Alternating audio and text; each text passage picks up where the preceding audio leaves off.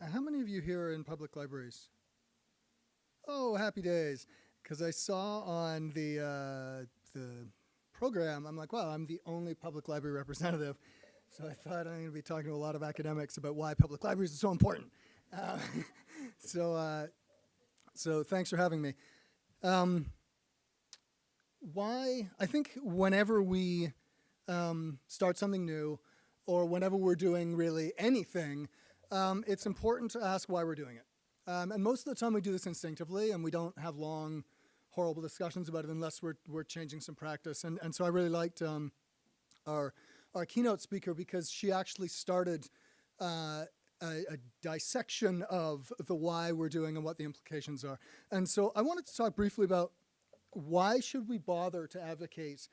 Why should we care about privacy in this age when Google knows everything about us, when we overshare on Facebook all the time, and when most of us, when told about how many unaccountable third parties have access to our innermost secrets, respond with a sort of a shrug and a meh, what's on Snapchat,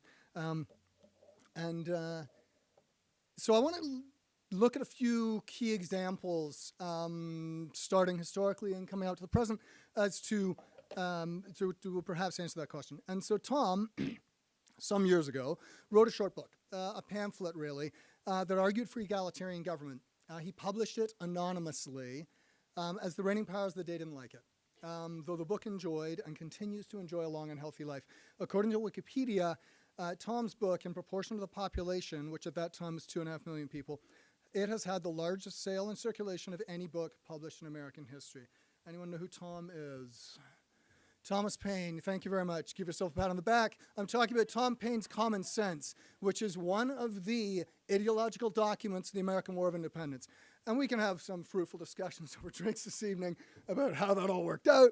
But suffice it is to say that he published this anonymously because he would have been thrown in jail if the authorities knew who had actually put this book together.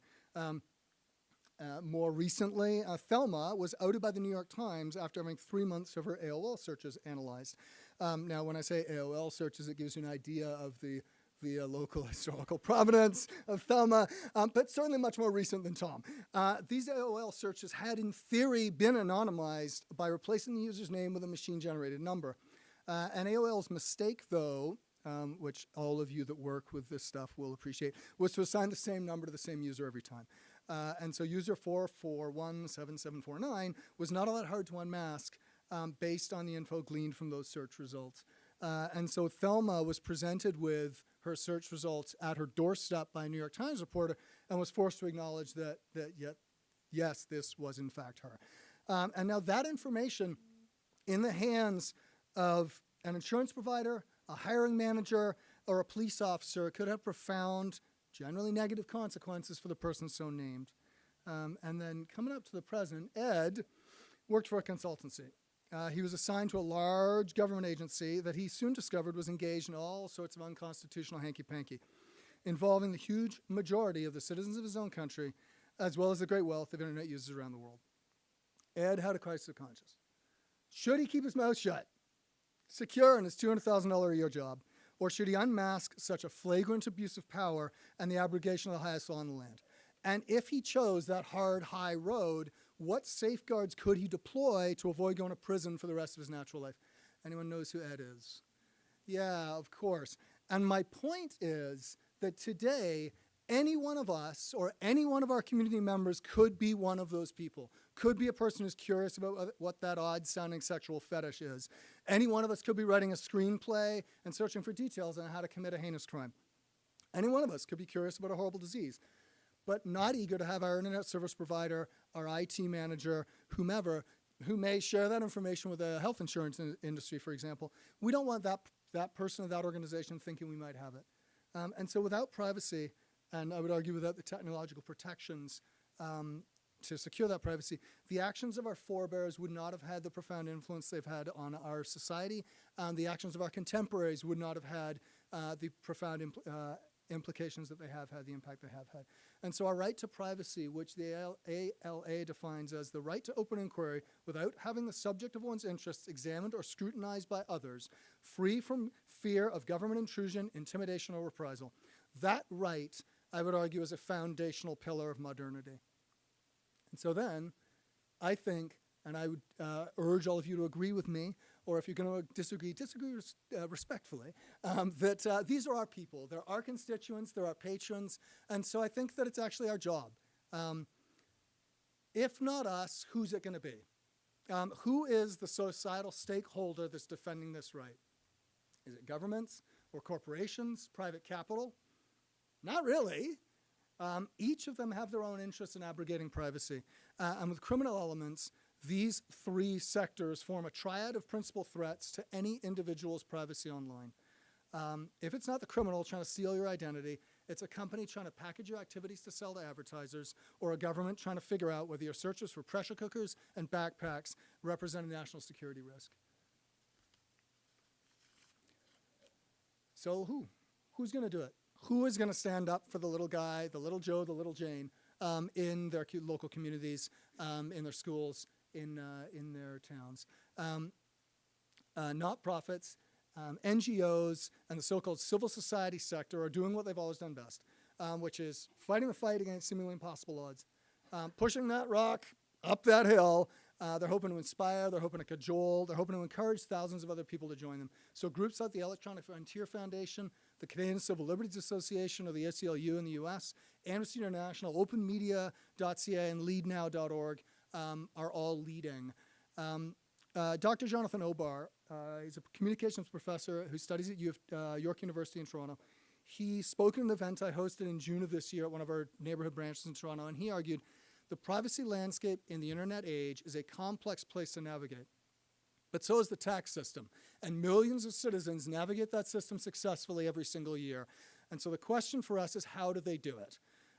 And the reason they're able to do that with the tax system is that we have a layer of intermediaries. We have accountants, we have tax lawyers, et cetera, that help us navigate that complex system. So we need the same thing for the internet and for the information landscape today. We need infomediaries to help us find our way. And it's my contention that libraries and librarians can be those infomediaries. We should be those intermediaries.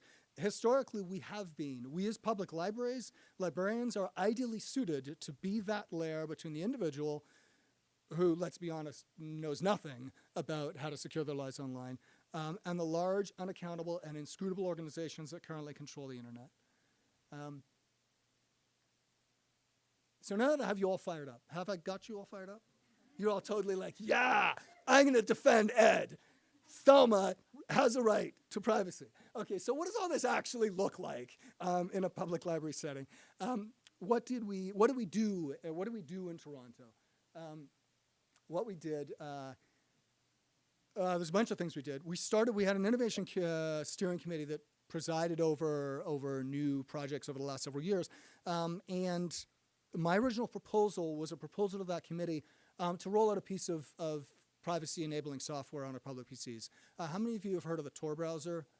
Big hand wave, come on, yeah, technologists, you know this stuff. So this discussion about Tor, and it was exclusively, let's put Tor on our public PCs and put a little leaflet about what it is, have a little flyer for our staff at the point of service.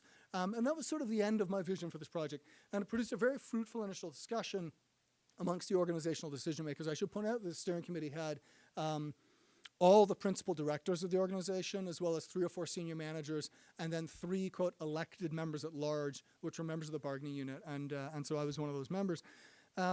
It produced a very fruitful discussion, and that resulted in, among other things, the chair of the committee saying, I'd like to see Tor run on every single PC in the Toronto public, which was not the answer I was expecting, but an answer I wholeheartedly embraced. But she said, let's put together a proposal. What do you want to see Toronto Public Library do on digital privacy?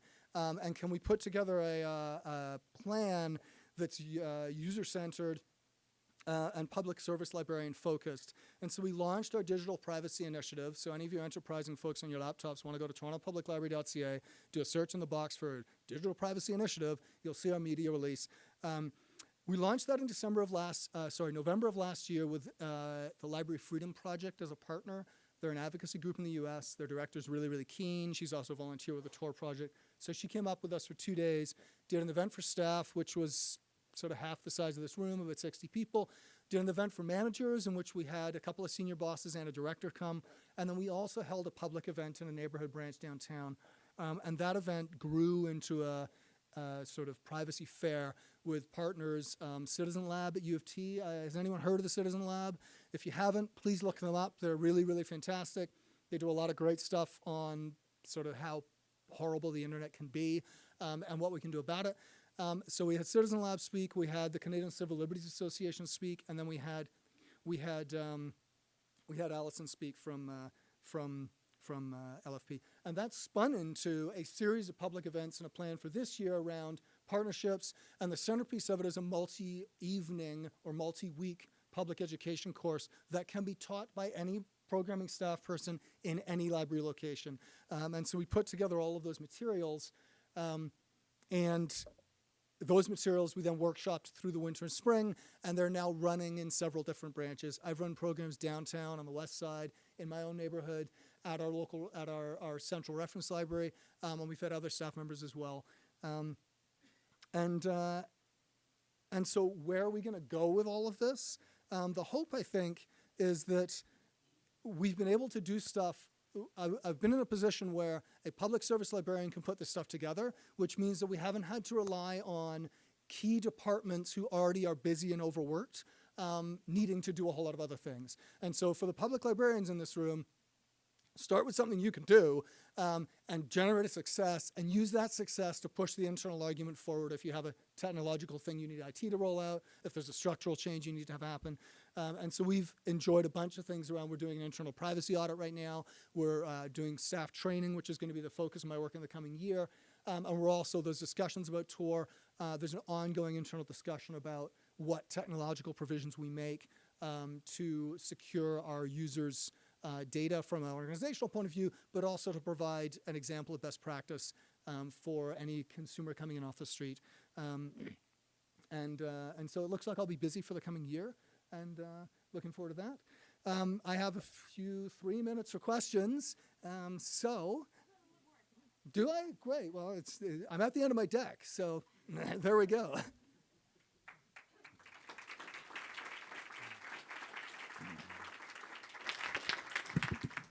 Hi, I have a question. Hi. Thank you so much. Are there plans to make the programming materials or any of these materials available to other libraries and librarians? Yes, I've actually already shared them with a colleague in Montreal who's in the process of translating them.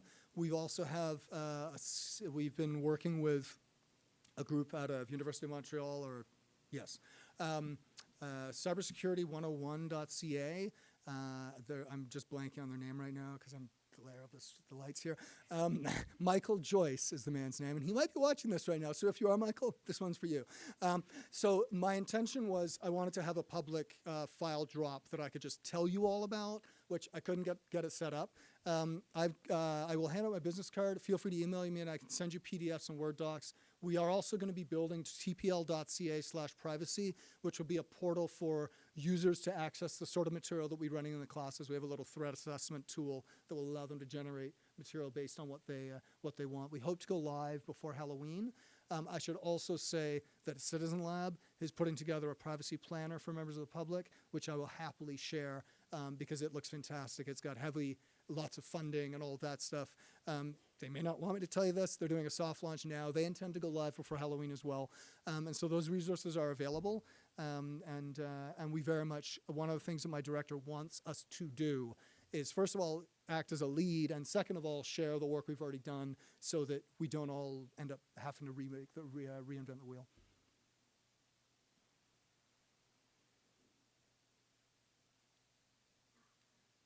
If there's no other questions, I just want to say 2 things. The first is that the response from the community has been overwhelmingly positive.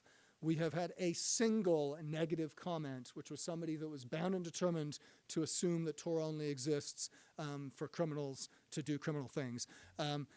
That section of the population, probably the ones who agree to fund football stadiums instead of library infrastructure. That section of the population is with us. In public libraries, that's just a reality, and that doesn't mean that they're not welcome. It does mean that they're coming to the library because they trust what we say and that they're willing to actually fight us on those things. And I guess the last thing I should say is that in the 21st century, the rights that we enjoyed in the analog age are now things that we have to take active steps to defend. We have to take active steps as organizations and active steps as individuals. And so the work we're doing is attempting to be doing both of those things. And I think that knowledge and the competency and the confidence to be an advocate for those things as a public librarian, those aren't optional extras. I'd argue that they are core to our mission and mandate. And so it's sort of the time is ripe. And if you are uncomfortable with this stuff, then the only way to get from 0 to 1 is to start. Thank you.